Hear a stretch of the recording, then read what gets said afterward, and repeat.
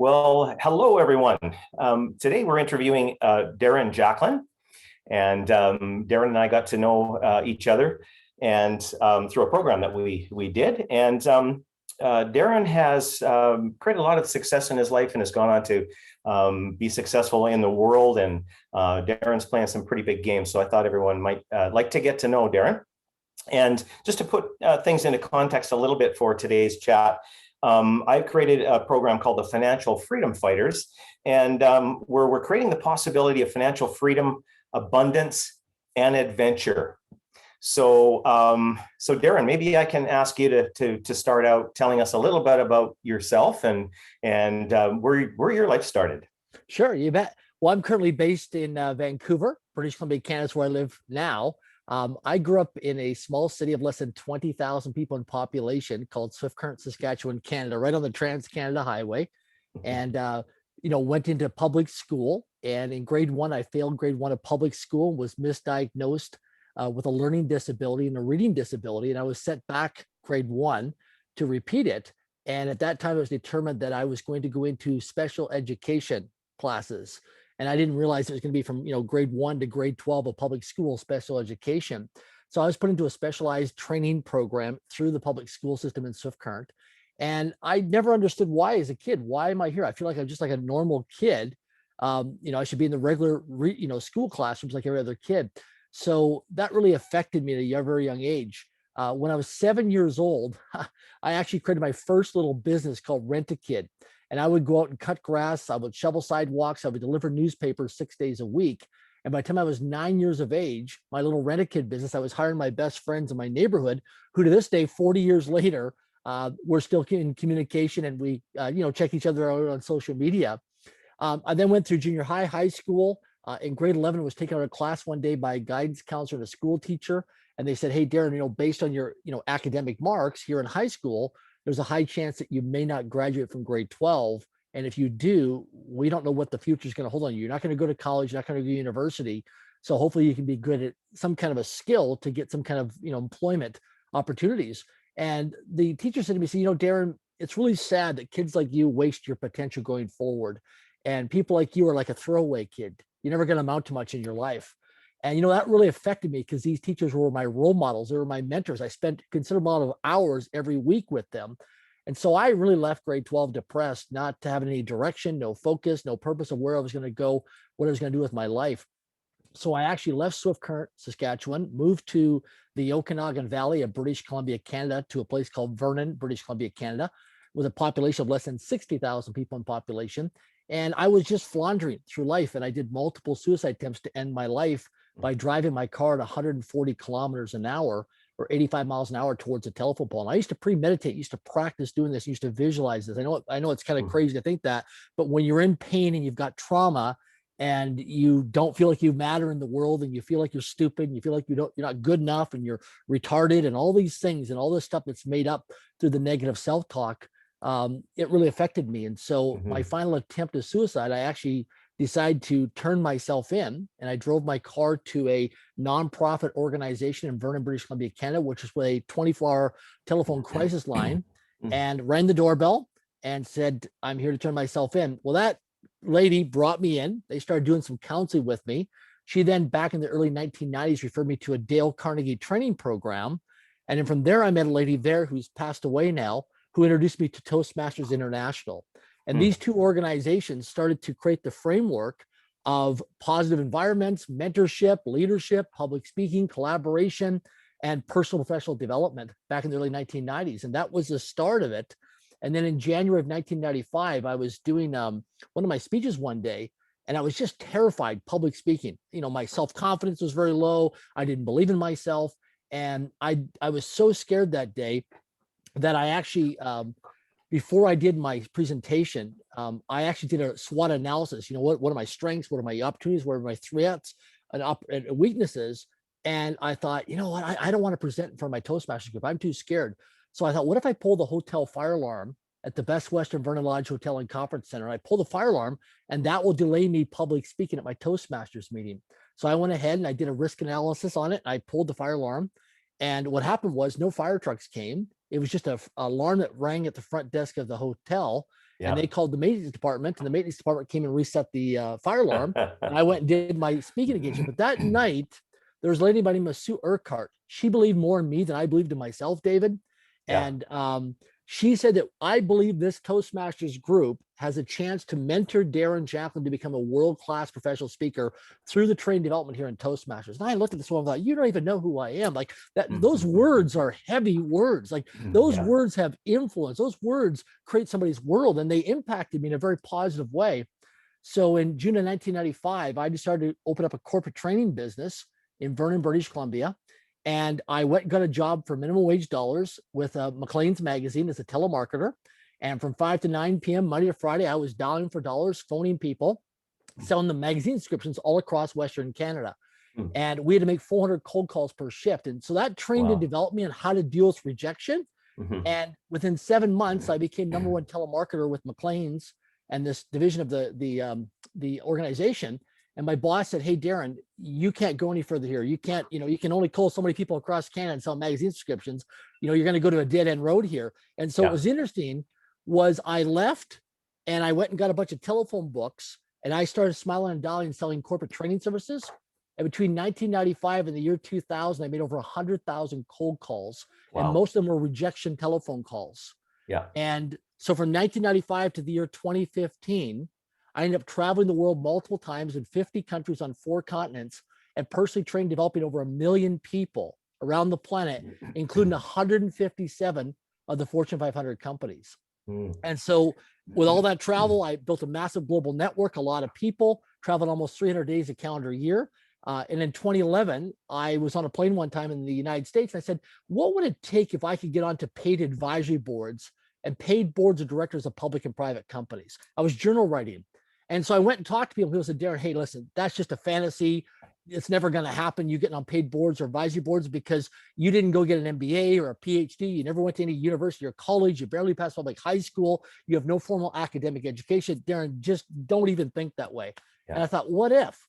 And so today I actually serve on 3 very high profile paid boards of directors, one being a company I helped take it from a startup to a multi-billion-dollar company today with 49,000 people in 13 countries, and we're listed on NASDAQ.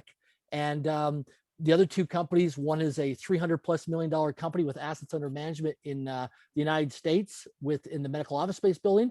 And the other company is a multi-million-dollar company in the cybersecurity space, where last year our team was advising the White House on cybersecurity. So I share this with people that success is a series of well-managed failures, but someone like me who, failed grade 1, learning disability, reading disability, labeled most likely not to ever succeed, never go far, barely passed public high school, with no direction, no focus, and made all kinds of mistakes and adversities. I was even homeless once, living on the streets for a couple months, eating my next meal of a garbage dumpster, collecting a welfare check. So, from there to be now, extremely successful and financially successful as well. But I've learned what not to do, and learn what to do during the waking hours of the day. So if you want, we can unpack that, and I can give some practical things that people will want to write down and take notes, because you're not going to learn this getting an MBA program at Harvard. This is street smarts of what you're going to discover. Awesome. I'm happy to have you do that. Let's do it. Sure. Absolutely. Well, one of the things to consider, because you're talking about, financial, is number one is rich people, affluent people don't work for money. That was a belief system I had for many, many years that was actually inaccurate. It's not a right belief. The poor and the middle class work for money. The rich or the affluent class, they don't work for money. They work to acquire stable income producing assets. Stable income producing assets. They work to acquire stable income producing assets. They schedule their time throughout the week where they'll actually time block revenue generating activities. They'll actually time block in their calendar income producing activities, wealth building activities, passive income planning activities. So they actually structure it during the waking hours of the day in their calendar to actually do those things. So when they're actually meeting with someone for a breakfast or a lunch or a dinner, or they're going to a workshop or a seminar or a conference, they're going to strategically meet people that are centers of influence where they can level up and skill up. And so they're looking at things. So a lot of times linear income is where you trade time for money. And then you get into the rat race where you live paycheck to paycheck. And 78% of the population in the United States of America and Canada live paycheck to paycheck. And the reason why they never get ahead is step number one is they never pay themselves first. There's never enough money at the end of the month. And so what happens is how you break that vicious cycle is you look at your lifestyle. You say, when I get paid my money, when money lands directly deposited into my bank account, what is my priority of action steps that I do? Right? There's a footprint. There's a digital footprint of what you do in terms of your human behavior, in terms of what you value most with money. And the first thing that successful people do, wealthy people do, is they pay themselves first. Like 10% net income directly goes into a tax-free savings account or an IRA in the United States, and it sits there until the money accumulates liquid-wise. And then once they got like $5 or $10 or $20,000 liquid, then they push that money after a discovery process and after due diligence into a stable income-producing asset that produces monthly recurring cash flow.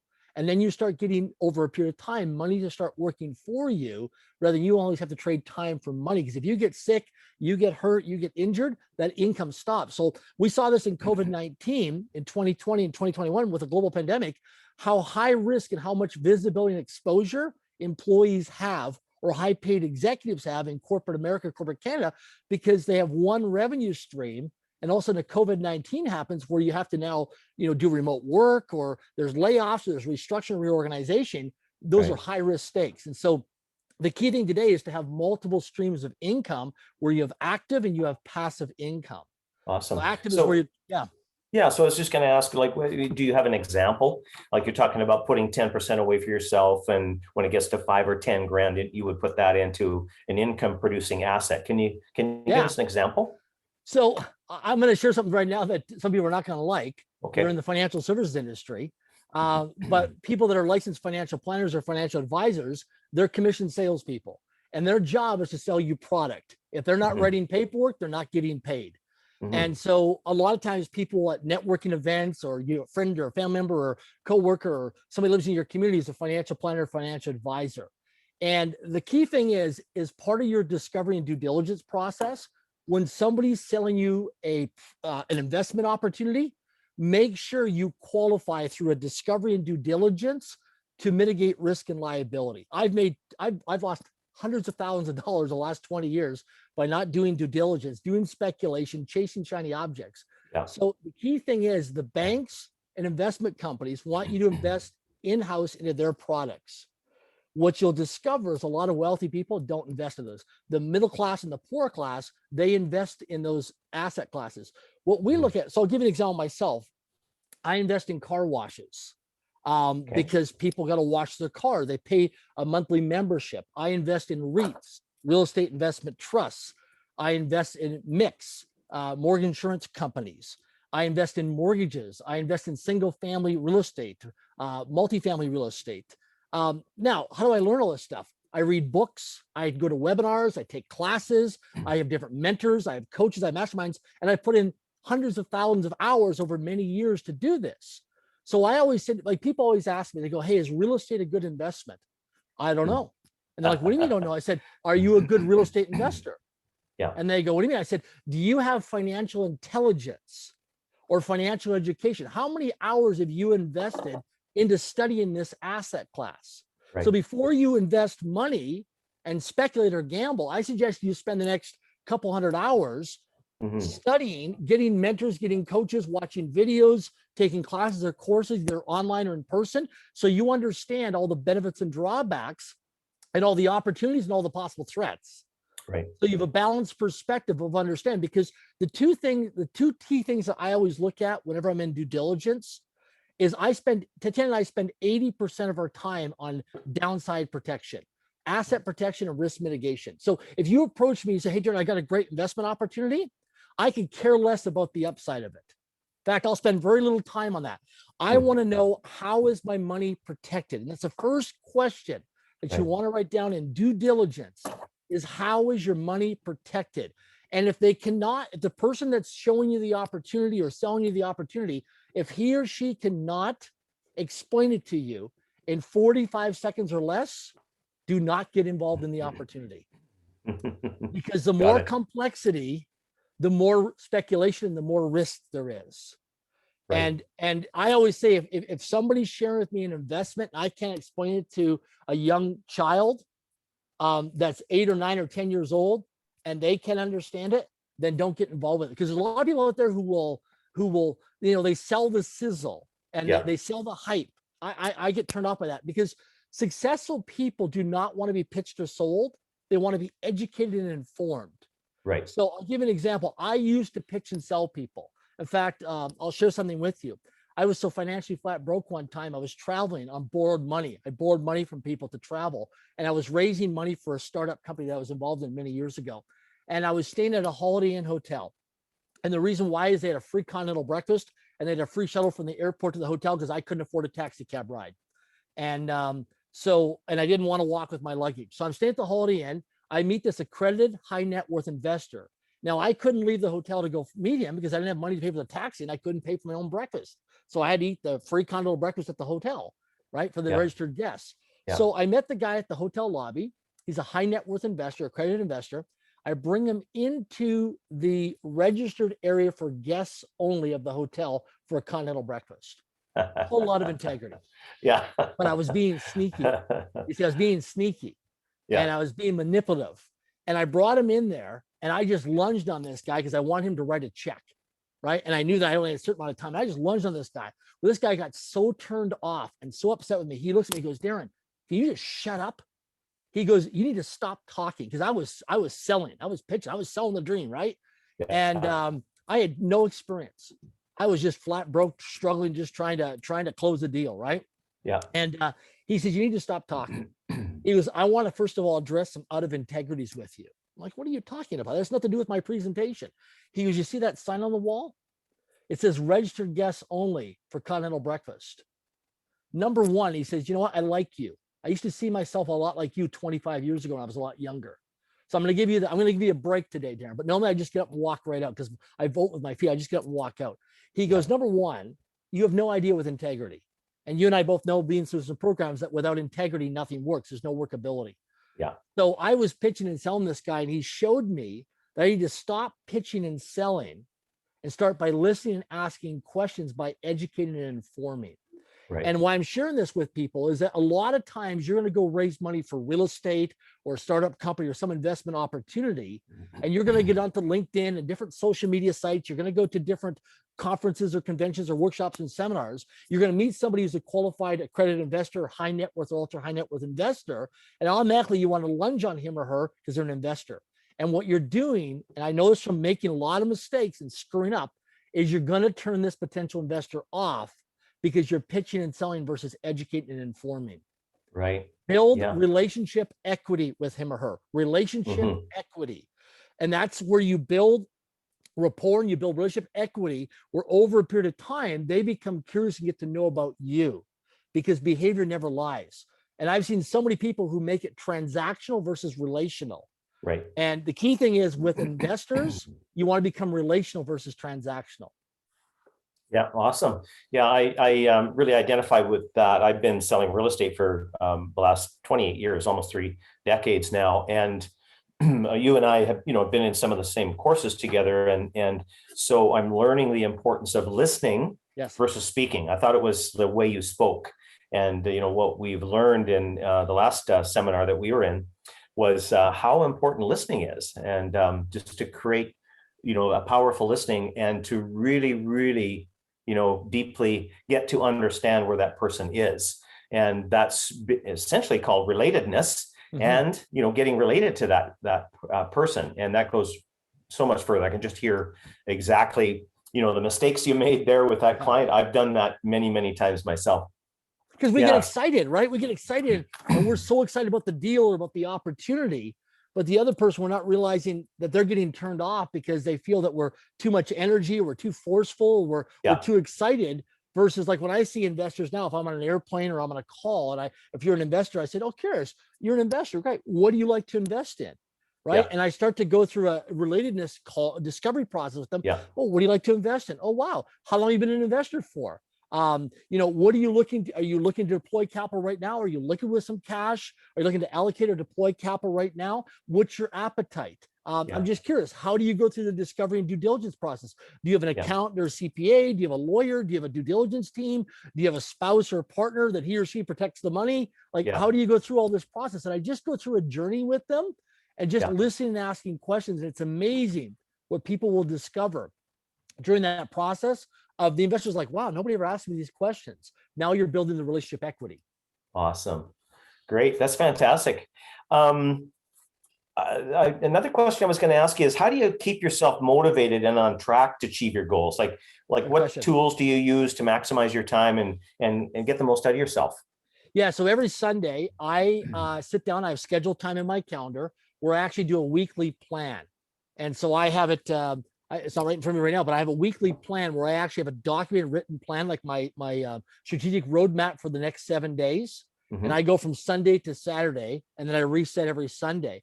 And I look at what are my highest priority activities this week. So one of the ways I stay motivated is anything that devalues my time. And a great experiment for people to look at is what takes energy away from you.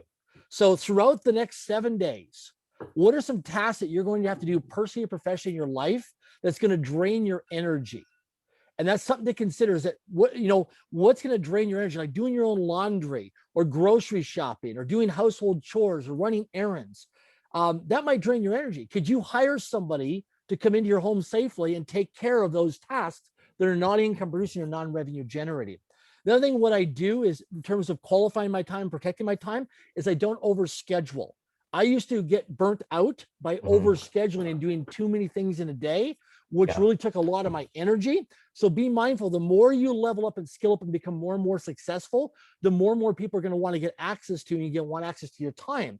And then you start overscheduling, and it starts to take a lot of your time. The other thing is too, is what I look at is that I time block things. So my high IQ time is in the mornings between 6 in the morning and about 1 o'clock in the afternoon.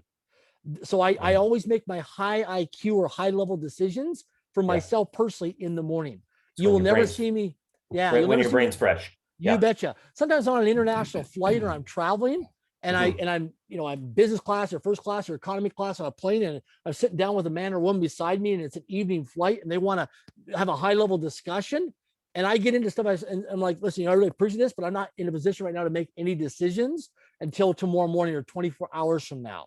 So I just set my boundaries. That's a key thing. Another thing is too, is focus on, if you're a self-employed or an entrepreneur or a business owner where you're not trading time for money, where you're paid an hourly raise or salary, is you've got to look at what's the best and highest use of your time. High leveraged activities is a key thing. So I structure my day out. So things that devalue my time, I delegate them, I automate them, I eliminate them out of my life. I don't do them.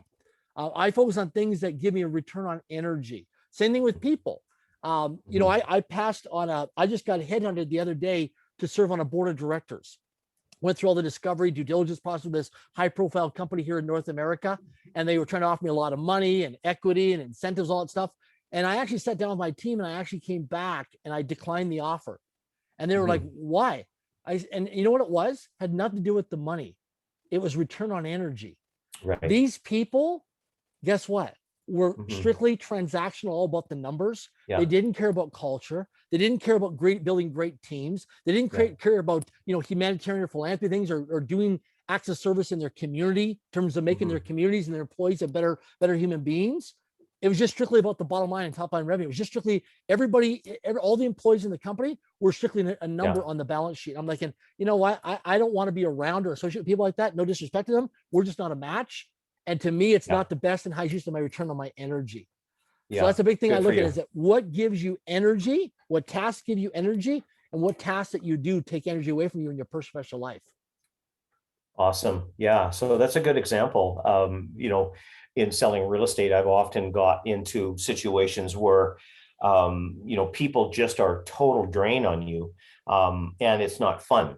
And, I like to have fun selling real estate. That's one of my goals, and one of my demands of people is that, okay, this has to be fun. Yes. I don't want to be wasting my time, in a toxic, relationship because life's too short. Yeah. Well, one of the things about being a real estate agent, which is great, is you could go into the office and collaborate with the office staff or the other real estate agents there. And that generates energy being in that collaborative collective intelligence. Then when you're going out in the afternoon and making phone calls or returning phone calls or prospecting or networking, you've got that energy because you've been around some like-minded people that energy rubs off on you. It makes a big difference throughout the rest of your day. Yeah.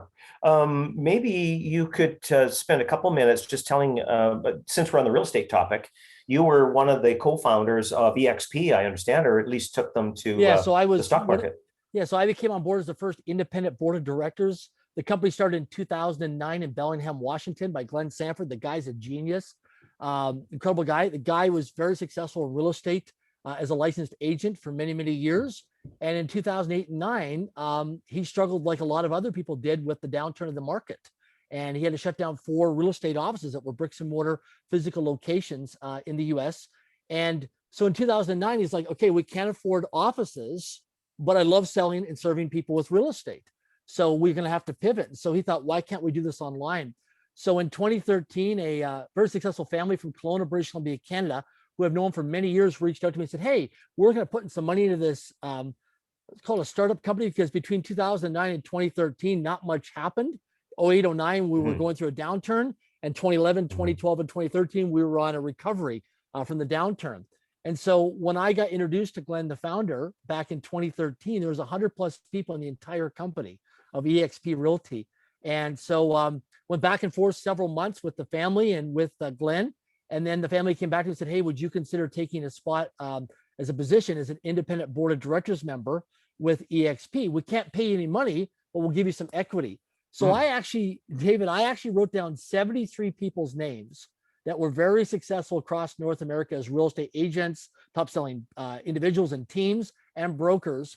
And I went to all 73 people and said, hey, do you think I should get involved with this company? I was doing my due diligence to protect and mitigate risk for myself as a successful corporate trainer and investor. All 73 people said, don't get involved. I'm like, why? They go, Darren, this is a startup company. They've got no money. They can't pay their real estate agents on time. They're operating on a shoestring budget. They're competing against some of the biggest real estate brands in North America that have been around for decades with very deep financial pockets and strong brand recognition around North America. And these little startup companies come and go. You know, somebody gets frustrated with their franchise or their broker's like, I'm going to go out and I'm going to be a discount real estate broker. And they come and go. But I believed in the entrepreneur. So I said yes.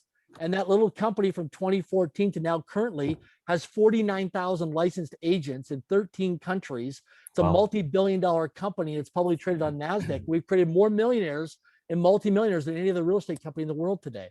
Wow. Amazing. Yeah. So it kind of set up as a profit share company, isn't it? Yeah, so we kind of like in Canada, people relate to like WestJet Airlines. When WestJet Airlines first got started, there was an equity ownership model against Air Canada with the real estate agent. So what we do is, because we have no physical bricks and mortar, we can allocate that money to the agents. So, 80% of our agents just want to sell homes, right? Like yourself. 20% want to do agent attraction, agent recruitment. It's like some agents come in, they get their license, and after a while they want to become a broker. So they go through that process and then they start to do that. So we have a model where people can attract agents, but only about 20% of the agents actually do that, whereas 80% of them don't. But it's a great model. But the model's not for everybody. It works for certain people. And I always ask people when they're looking at it, go through the discovery and due diligence process, see what's right for you. But if you have an interest for real estate, it's a great, exciting, rewarding career. Find whatever vehicle works best for you, and then get the right mentors and coaches around you to support you on your mission of where you want to go to achieve your goals and dreams personally and professionally. Awesome. That's great. Also wanted to talk to you about creating teams. I know that you've created teams, within teams. Yes. You and I were on a team creating teams together. And maybe you could talk about some of the projects that you've created. So, sure. Yeah, absolutely. Yeah. So I have an acquisition team in my life and business. I have the Darren Jacklin group of companies. And so we're right now acquiring accounting companies, accounting firms across North America. We specifically, and I'll explain to you just from people understand from an educational standpoint, I like to buy and invest boring companies when I invest.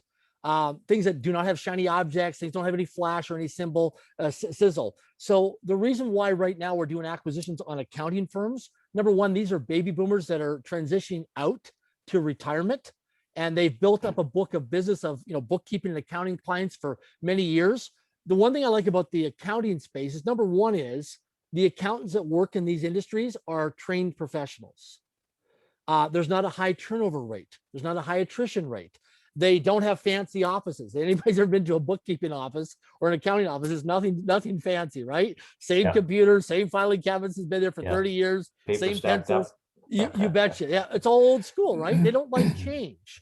So I like that from a financial investment standpoint. Also, too, from a compliance and governance standpoint, they're very integral, very loyal people. Also, from a clientele standpoint, you're not dealing with a high turnover rate of clientele, right? Whereas other industries, like I've been using my accountant for many years, and I'll keep using my accountant until probably he dies. Yeah. People are very loyal to their accountants. So with regards to teams, I built an acquisition team that were involved in acquisitions. I also created in 2019 with Tatiana, the love of my life, a private family foundation called Link Foundation for Global Philanthropy. And we've built a global team now. It's in 15, everybody's volunteers, 15 countries on 5 continents, multiple time zones. And over the next decade, we've dedicated $100 million towards global philanthropy projects. And so currently right now we're over in Liberia, West Africa. We're working on building a new school of 250 students from ages 3 to ages 17, giving them a chance to actually go to school and have an education. And we've also acquired some land over in Uganda, East Africa, for future development of a project as well. And so what I focus on is it's a purpose profit model. So we make profit for purpose. So I'm all about building wealth, financial wealth, to then pay it forward and give it away generationally towards global philanthropy projects. So Titi and I have no children, so we've dedicated our life towards service to doing philanthropy. And what I learned many years ago was get out of the way of yourself and live to give, and dedicate your life to a cause greater than yourself. Because when you dedicate your life to a cause greater than yourself with that purpose, like, what keeps you up at night? What's going to wake you up in the middle of the night and cause you to be in action and inspire you? Because you see, like as a real estate agent, if you said, hey, again, I'm just making this up, 10% of my commissions go to support a children's hospital, or go to help build orphanages or clean drinking water for some organization. People then, when you attach your business to a cause, people want to rally and get behind it. And so we've created a global team now with Link Foundation. And I also have a lot of real estate across North America. I have an 8-figure portfolio of real estate. And so I have teams of people throughout North America that are actively involved in day-to-day operations of that portfolio of real estate. So it's all about creating teams and teamwork, but the key thing is attitude and people skills. I can train people on skill set of the skills of how to run a computer or how to work with spreadsheets, all that kind of stuff. But if they don't have a good positive mental attitude and a good work ethic, and they're able to collaborate through a collective intelligence, that's the key thing. So, we always hire people slow or bring people slowly into Link Foundation because, and I'll use an example. So when people meet people that are really successful, and this is something I never understood earlier on in my life, why when I meet people that are really successful, why do they have handlers or assistants or gatekeepers, or they have an inner circle, or why are they hard to reach sometimes, or why are they stuck, standoffish? And one of the guys one time, I was at a family office conference, and I was with this billionaire one time for lunch. I said to him, can I ask you a question? Why is it so hard to get access to really high level people sometimes? And he goes, Darren, here's the reason why. Is we imagine we're going to bring everybody to a swimming pool party. And we're all having a great time. There's food, there's music, there's networking. People are swimming, they're having a really great time. And one person decides to pee or urinate in the swimming pool. And because of health and safety, everybody has to get out of the pool. And now you've ruined the experience of the pool party for everybody. He goes, we're really cautious that when somebody new comes into our network or somebody comes into our inner circle, we don't want to be that new person to pee into the swimming pool and create a ripple of impact of lack of integrities that affect everybody else in our network or inner circle. That's why sometimes we meet people that are in the media or celebrities or influential people or people that are in your community or through Chamber of Commerce or different organizations that are high profile public image people. Why are they a little guarded? Because they don't know you and they want to make sure that you're not going to be a person that's going to put them in harm's way and create that ripple of impact. Yeah. Well, I'll remember that swimming pool analogy.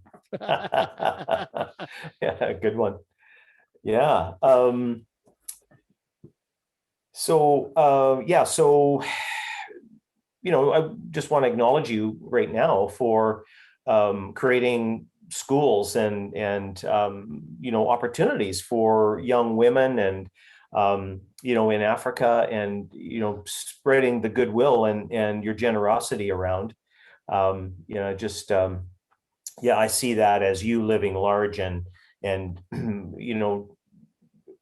living outside of yourself, Mhm. and living outside of being selfish, because we tend to make money and then guard it, and I Yeah, think you see money as a free flowing resource, that just, absolutely. you set it up properly, it just keeps coming in, and you can send it off over here and there, and that's Well, it's interesting that we talk like for money, like people always ask me to go, how do I make more money?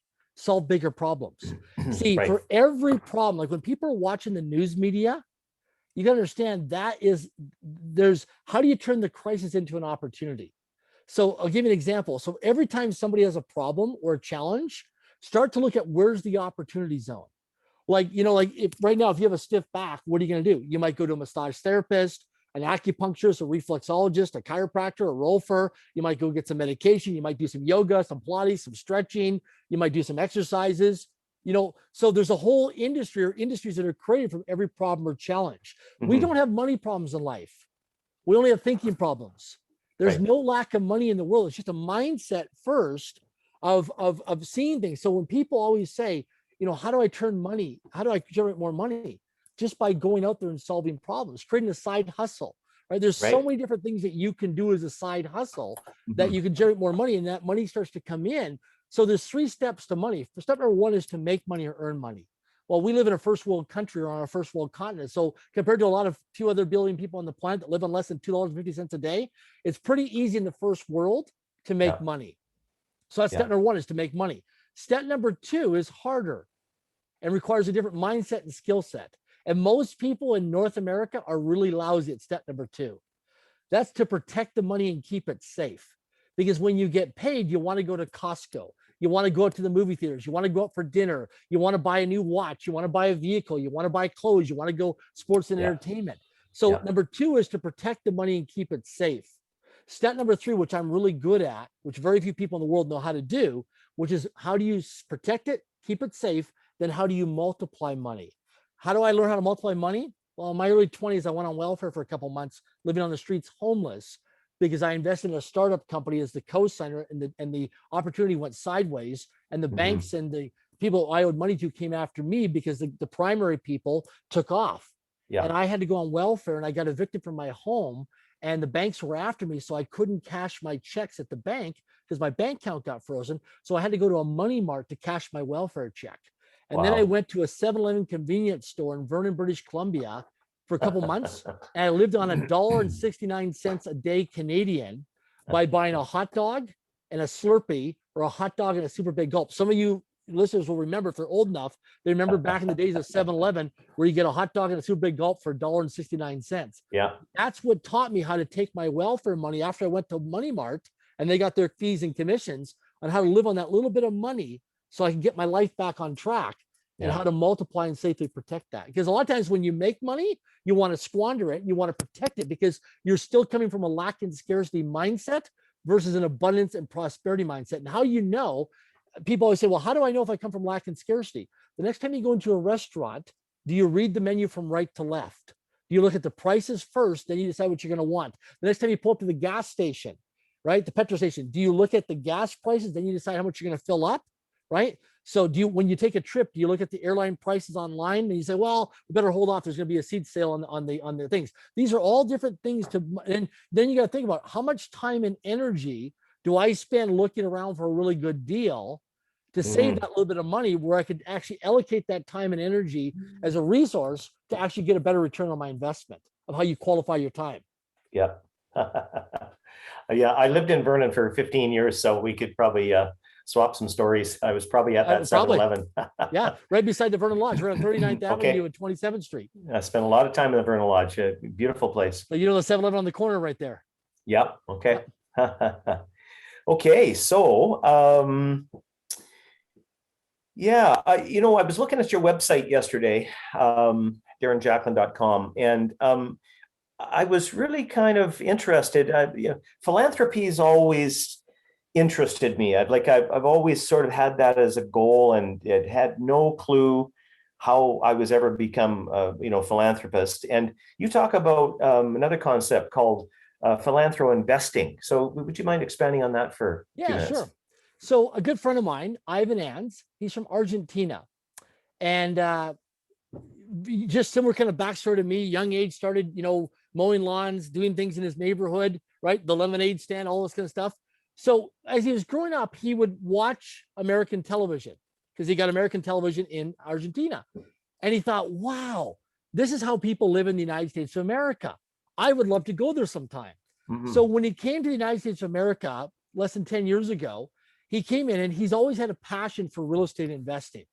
And when we travel and you go to Mexico or you go to Cuba or you go to Costa Rica, you go to different cities or countries, you see things like why doesn't that, man, if they just did it this way, like I do it back home, they can be Yeah, even more successful. We always see things when we travel, right? right. So when Ivan came to the United States, he saw this blind spot in the United States in terms of the real estate market. Thought, oh my gosh, 78% of the US Canadian population live paycheck to paycheck, and 51% of the United States population do not qualify for a mortgage.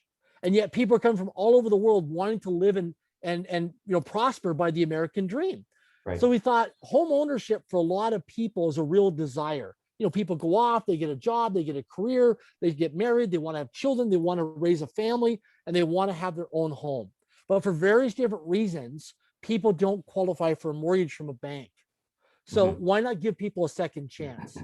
Because you know what? Life sometimes deals us a bad hand where our credit rating sucks because things sometimes were out of our control, or we made some Hmm. bad decisions or got involved with the wrong people at the wrong time and learned our life lessons. And Hmm. so we've had peaks and valleys through our life. And so I even discovered this way that every quarter, so every 90 days in the United States, about 70,000 homes actually go into foreclosure in the United States for Hmm. various reasons. Can you imagine every 90 days, about 70,000 Wow, homes get sent back to the banks and the financial institutions? that's Okay. amazing. Put the keys in the mailbox and they leave, right? Hmm. So Ivan saw all this inventory on banks' balance sheets. He thought, what if I could put together a company called Equity and Help? And I could attract people to become philanthro investors, philanthropy real estate investors. They could come and buy distressed assets, these homes off banks' balance sheets at a wholesale off-market price, somewhere between about 40 and 80,000 US dollars per home. Hmm. These homes could then go through to the public out there. They could buy a home. They could come in on a lease to own option, and within 5 to 7 years, achieve home ownership if they pay their monthly bill on time, right? Their rent on time. Hmm. And so it's an attractive to an investor to earning double-digit returns. It's also attractive to somebody who gives them a second chance. But also what's really cool and exciting is we help to stabilize communities. So some of your listeners will be able to relate to this, where you remember as a child growing up, you went to multiple schools. You lived Hmm. in different neighborhoods. Every Yeah. year, every couple of years, you were moving around because your parents were in and out of jobs, in and out of relationships, had some financial challenges, and they're always moving around different parts of the city or the province or the state or across the country. And I have Hmm. one of my good friends. By the time he graduated from high school, went to 18 different schools from grade 1 to grade 12. It was in 18 Wow. different schools. My buddy Wow. Mike. Yeah. Like now, can you imagine how he trusts people? Like he was just so many friends he was just going through. Like he never, and that's why I'm close to him, because he never let anybody ever close to him. So what I like about the philanthro investing is not only as an investor, we earn passive income that's monthly Mhm. recurring. We help to stabilize a family. We help make a difference in that family's well-being, because these children have a chance to build relationships, build roots in the community, go to the same schools, and we mitigate domestic violence and domestic abuse, because a lot of times domestic violence in family homes are a result of financial. Mm. Okay. Yeah. Things are tight financially, don't have money for things are breaking down, people get stressed, people Yeah. react with money situations, and so they act out, right? Absolutely. Childhood Yeah. trauma, things are Yeah. going on in people's lives. So I like that we do philanthro investing, that number one, we stabilize communities, we help people get back on their feet, And the cool thing I like about it is how we mitigate the risks and the liabilities to the investors. So the downside risk mitigation in terms of asset protection risk mitigation is we're very protected. So I love the philanthropy model. You know, Tetch and I own 12 homes right now with philanthropy risk investing, and we're buying another. Well, we'll actually have by the end of this year, we'll have 25 properties in total, and we just keep growing and scaling. We buy between 10 and 15 properties a year, and now we just have enough passive cash flow coming off the properties that every few months it buys more properties just passive. We're not even. It's kind of just. And then every month we just get a statement. So once you get it up, it takes a couple of years to get it going. But once you get it going, it just becomes a machine. And the cool thing is, it's making a difference in people's lives. Wow. That's what I like. Yeah. It's it's one thing you can earn money, but when you can make a difference in people's lives and make a difference in communities, and you feel good, that's even a bonus. That makes it feel even better. That through the philanthropy investment, we're making a difference. Awesome. That's so great. I came up with an idea. You and I haven't had a chance to talk about it yet, but it's called Shared Home Ownership, Victoria.com. And it's designed to, so, real estate here is getting close to $1 million. Yeah. And really difficult for people to get into. So two parties can buy a home that has a legal suite in it and share the cost of the home and do a 5-year, joint venture plan. Yeah. So if people wanted to get involved with you and invest, is that a possibility? Yeah, they can for sure. Yeah, we would set up a discovery call, myself or one of my teammates that works with me. Set up a discovery call, kind of get to know you, just spend some time on a Zoom video, or if we can meet in person or a telephone call, and just kind of understand what your needs, your wants, your desires are, and where you're going, what you're up to. And then, there's a lot of questions that we would go through a discovery process on both sides, just to kind of understand what your expectations are, and then also what's your exit strategy, like what's your short-term or long-term game of where you want to go and where do you want to get to by there. So yeah, I would love to build that relationship with people, and we have a lot of fun. We get approached all the time from all over the planet, but we're always open to having conversations with people. Super. And they could go on your website and reach out. Yeah, just go to darrenjacklin.com and just my first and last name, or Google me, and just reach out to us and we'll follow up by an email and set up a time on the calendar and have a discovery call. Awesome. Okay. So one of the last things that I wanted to ask about, and I know that you got a book, so let's not forget about that. I want to make sure you get to plug your book. But what advice would you give our listeners if they're interested in financial freedom, abundance, and adventure? Yeah, sure. Well, first thing is, you bet. Proximity is power. So here's the cool thing about money. You don't have to go out and make money. You just have to be around people who've already made money. You have to get around people, country clubs, tennis places, tennis courts, things like that. Where does money hang out? That's the thing is you want to be thinking in your mindset. Where does money hang out? Like at a Fairmont Hotel, a Four Seasons Hotel, private country club, golf courses, tennis courts, horse tracks, racing tracks. Where does money hang out? I think you told me a story about. I think you told me a story about hanging out at British Properties. Absolutely, yeah. So I live in the British Properties in West Vancouver because I'm surrounded by affluence of abundance. You see, there's two types of people in life. See, when I was growing up, I had money problems. I had not enough money. Now I hang out with people who've got money problems and have too much money, and they don't know how to allocate and where to deploy it. Yeah. Right. So when people say I've got money problems, I'm like, okay, great. Do you have not enough money, or do you have a lot of money? Which one is it? I'm like, what do you mean? You can actually have a lot of money? Like, yeah. If you just start hanging out who you associate with and where you spend time with in terms of qualifying your time. And so I always, when I would get around people first, I put them on a pedestal and I'd minimize myself and put myself in the pit because I'm thinking, well, who am I to hang out with millionaires and multimillionaires? Like, who am I? Like, but here's the thing to look at.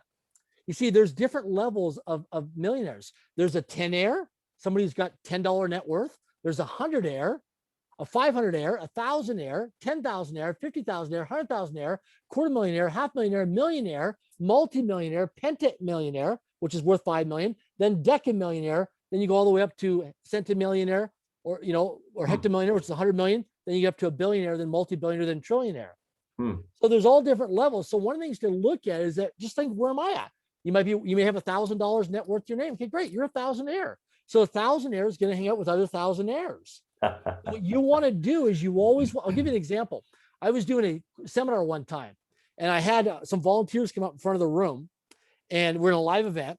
And I said, okay, you're going to be the billionaire And then we went all the way down to somebody is worth $10, the 10 air.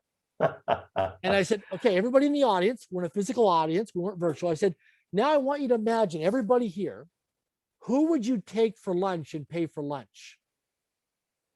And you know what's funny?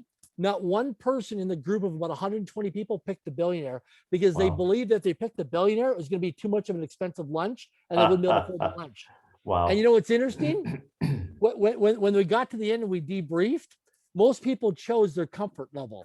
10 air, 100 air, 1,000 air, you know what I mean? Different levels. Yeah. And I'm like, what could you have learned from the billionaire? In fact, the billionaire probably would have bought you lunch. Right. And it was a different mindset. I remember years ago, I ran some ads in the newspaper as an experiment. And we were testing, looking for a chartered financial account, looking for an accountant willing to pay $150,000 a year. Please apply with your resume, your CV. You know, we got no responses in some major newspapers across Canada. We ran the ad for $150,000 a year for an accountant. We then ran the same ad a few weeks later, same ad, willing to pay $60,000 a year. And we were flooded with resumes and CVs. Wow. Because most accountants didn't believe that they could be worth and paid $150,000 for the same billable time as they would for $60,000. It was a mindset. Yeah. Yeah. It's kind of like setting the temperature in the room, right? Yeah. Yeah. Yeah. Yeah. I know. I remember Anthony Robbins saying once that, when you got money, you got the same kind of problems. You just show up in your limo to solve them. Yeah. Great example with people is take I always get people to do this as an exercise. Take every problem or challenge you've got in your life. You might have crooked teeth. You may have relationship things, whatever it is. You may have some home renovation things you got to get around your house that are bothering you. Whatever it is, your car's got a cracked windshield and the doorknob doesn't work, right? Whatever it is, all your personal, professional problems that you've got, make a list and write them down on paper. Then beside each personal problem or professional problem you've got or challenge, right? Check it off, whatever problem or challenge that you cannot solve by writing a check for. You see, you'll discover in that process that almost every problem or challenge you have, you can write a check for it and solve the problem. Right. Yeah. Great exercise. Awesome. Well, listen, it's been so much fun today. How about telling us about your book? And sure. I've actually ordered it. So congratulations. Yeah. Well, it's interesting. So as you know, my backstory, a lot of adversities and failures and challenges and setbacks, and then the comeback story, right? And so there's always a big gap between the backstory and the comeback story. And over the last almost 30 years of my life, I've had over 300 book publishers from around the world want me to write a book. And because I had a limiting belief of the learning disability and a reading disability, I thought I can't sit down and write a book. And why would I ever want to write a book? I had no interest or desire. I thought if I ever wanted to write a book, I'd have somebody book an international flight from Vancouver to Australia, Sydney, Australia, from Vancouver to maybe London, England, sit down beside me and interview me. So during COVID-19, I was doing some end of life and estate planning with Tatiana. And I was looking at all my journals over the last several decades I've written. I read a journal every day of my life. And I thought, who's going to get my journals, my nieces, my nephews? I thought, there's so much gold in these journals of all these meetings. And, I've documented so much stuff, when I was homeless and I became, all these different things I've done, I've kept track in my journal because success leaves clues. So I thought, what if I hired a ghostwriting team? And what if I had them interview me and record on Zoom? And I was to give a book, create a book that's a practical book that when people read it, and I had a chance to meet people, the first thing they would say is they would share with me a story about what they learned from the book and how it applied to their life personally, professionally, and what changed as a result of learning things in the book. Or when people said to me, hey, Darren, I ordered one of your books, and the next time I came back and ordered 100 copies. It was so good. I wanted everybody in my family, everybody in my company, everybody I associated with in my church or wherever it is, organization, to have a copy. It was so good of practical. And a lot of things. So the book is called Until I Become. And the website is untilibecome.com. It is a book that will teach you so much about life through the eyes of me, of my adversities, my failures, my mistakes, and my challenges. And then how did I course correct to actually turn things around? Because in life, we're either coming from a problem, we're in a problem right now, or we're heading towards a problem. Mhm. So the book is called Until I Become, and it comes out in June of 2021. We've sold tens of thousands of copies already all over the world in pre-order. And the funny thing is, Ingram, one of the largest book publishers in the world, just picked it up to actually do global distribution. I've had people reaching out, ordering 100 copies, 500 copies at a time, because I do humanitarian trips. And so now we're taking these books into these villages and changing people in villages in their lives by Mhm. doing this. And so Yeah. I've had companies call me and say, hey, I want my staff, my employees to have this. People in the network marketing industry that have large downlines of people saying, hey, I want my distributors to have this book. And so, you know what? It's not a money-making tool for me. Mhm. What I'm after is collecting the stories and the life experiences, knowing that Yeah. I could pay it forward and pass on and create a ripple of impact. Awesome. Well, I want to thank you so much for your time today. And it just reminds me of a story I remember Jim Rohn saying, and Jim Rohn, unfortunately, passed a few years ago, and Yes. he was Anthony Robbins' mentor. And he said, you know, it would be much better for you to give your diaries to your kids than your couch. Yes. You know, so that always spoke to me, and that's exactly what you're talking about doing, is putting your diaries into a book. And I think that's really what you know, we want to accomplish with the Financial Freedom Fighters, is we want to diarize, you know, stories like yours. We want to be able to have people learn from us, the older, a little bit of an older generation, and you know, from our stories and our diaries. So I want to acknowledge you for the powerhouse that you are, and for you know, this the space you're creating in the world, and Thank all you. the charitable work you're doing, your generosity, and yeah, thanks for taking the time to I'm be with grateful us to be today. here. I'm grateful to be here Awesome. and make a difference.